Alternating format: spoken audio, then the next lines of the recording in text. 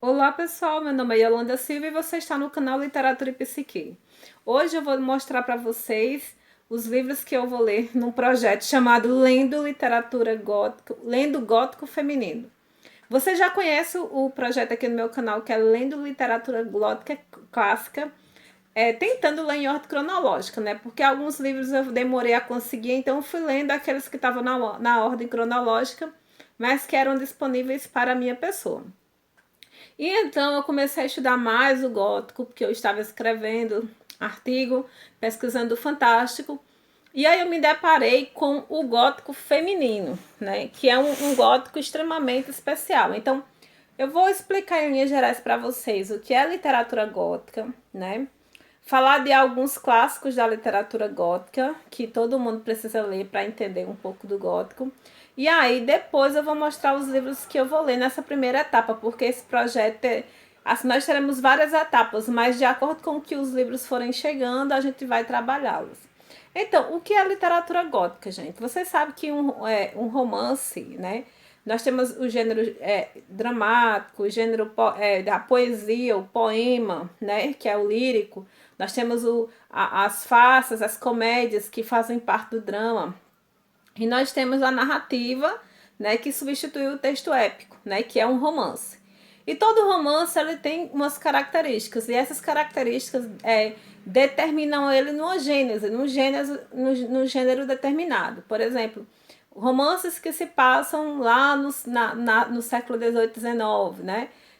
Romances de época, por exemplo, ou então romance histórico. Então, o que define então o que é um romance gótico, então? Então, no século XVIII, no século das luzes, as pessoas tinham um pensamento muito racionalista.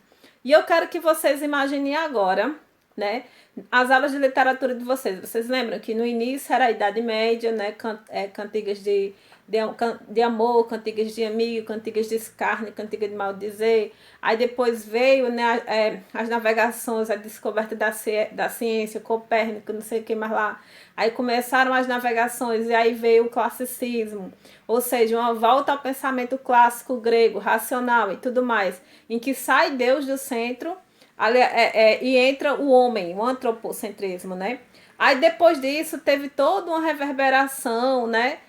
De uma volta à Idade Média do Barroco, que é a literatura barroca, né?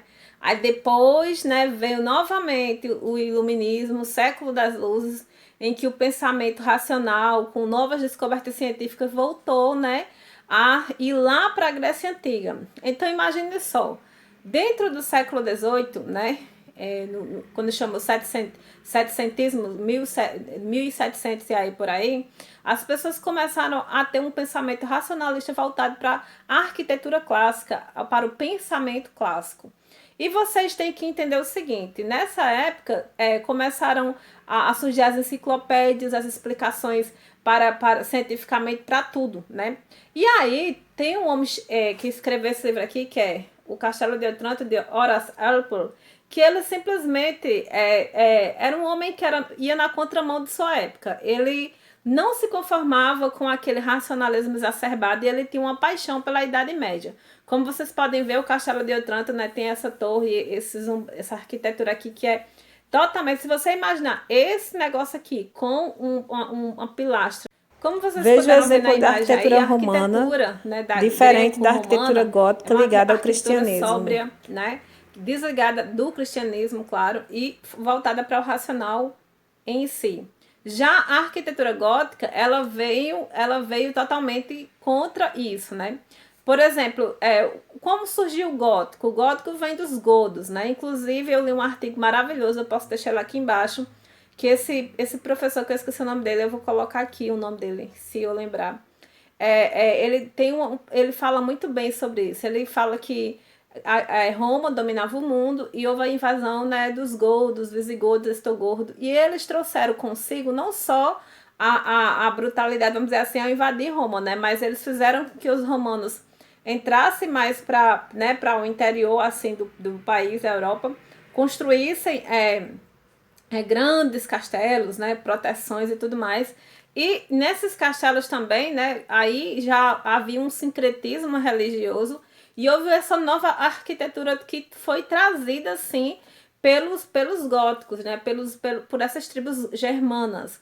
E é interessante que toda a arquitetura gótica, principalmente das catedrais, ela tem uma simbologia ligada a Deus, né? Toda uma simbologia ligada para o alto.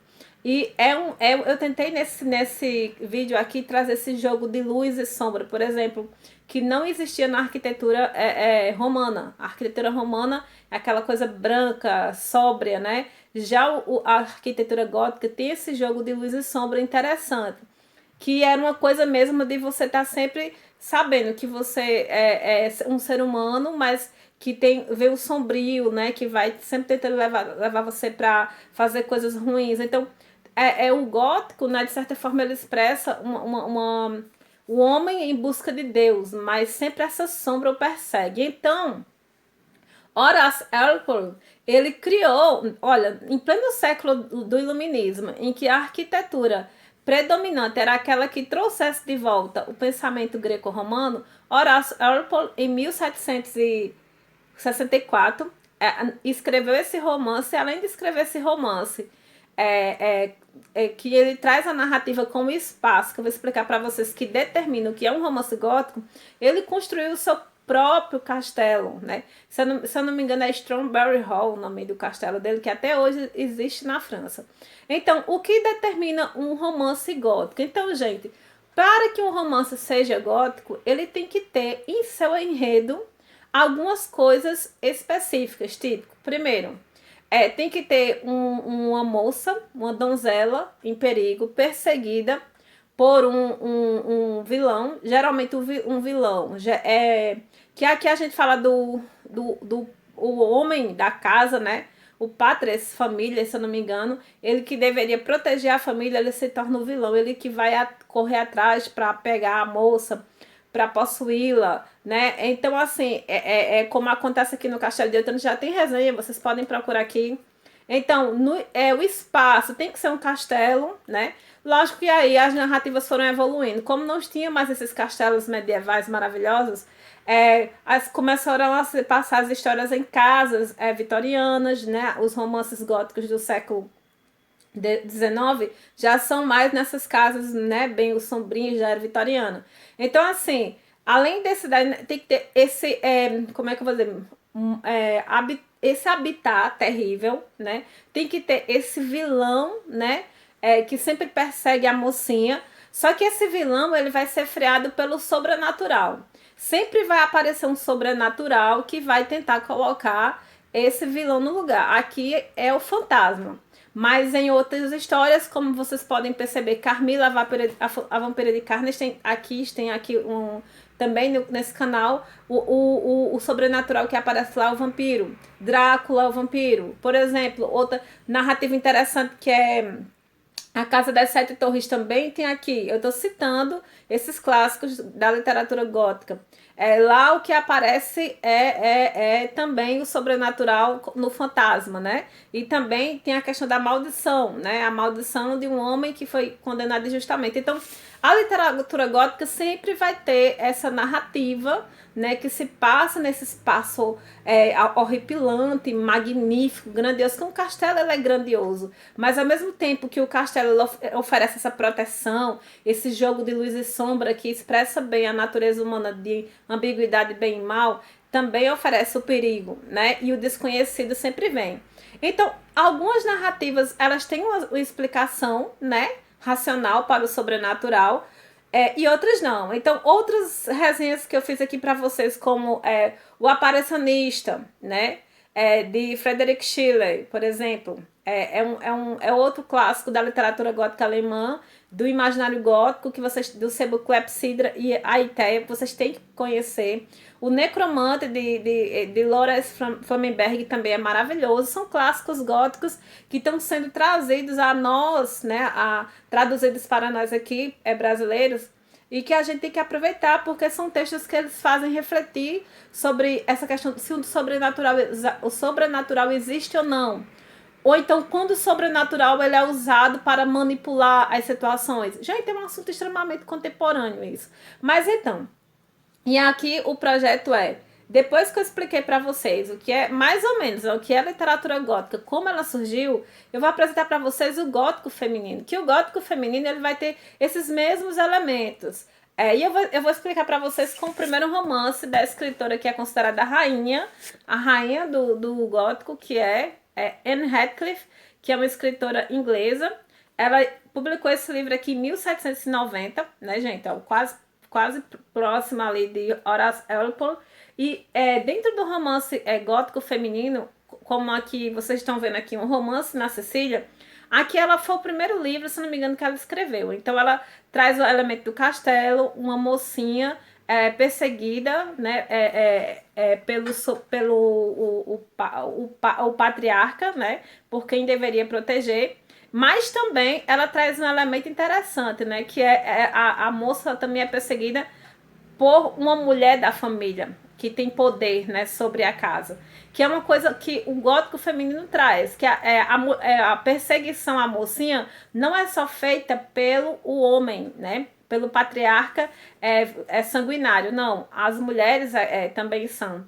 Então, o gótico feminino ele vale a pena ser lido, por quê? Porque ele traz a voz da mulher no seu habitat, ou seja, a mulher, Anne Radcliffe, ao que se dá para entender, ela casou com um cara que tinha acesso a publicações, se eu não me engano, e ele, né, deu esse acesso para ela escrever e publicar os livros dela. Mas o gótico feminino, por ter justamente, né, por ser uma narrativa que se passa dentro de uma casa e que mostra a vivência do cotidiano da mulher, então, de certa forma, ela denunciou muito, né, essa violência sofrida pela mulher, até pelo próprio patriarca da família. Então, é um romance, gente, que é considerado menor pelo cânone, né, pelo cânone literário, mas que, a meu ver, é um romance que deu voz às mulheres. Eu vou dar exemplo com o projeto.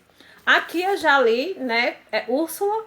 Para você que não conhece Úrsula, esse romance aqui, Úrsula, é o primeiro romance afro-brasileiro, ou seja, é o primeiro romance em que a mulher traz um personagens, né, escravos, e dá voz aos escravos. Mas ela faz isso trazendo justamente essa ambientação gótica tropical, entendeu? Ela usa os elementos do gótico nesse romance. Então o romance se passa numa casa grande, né, no lugar do castelo. Aqui nós temos a casa grande, as capelas de meditações. Aqui nós temos as árvores centenárias onde Úrsula vai meditar. Nós temos o tio sanguinário que a persegue, mas não persegue só a mulher, aqui persegue a mulher e os escravos e as escravas.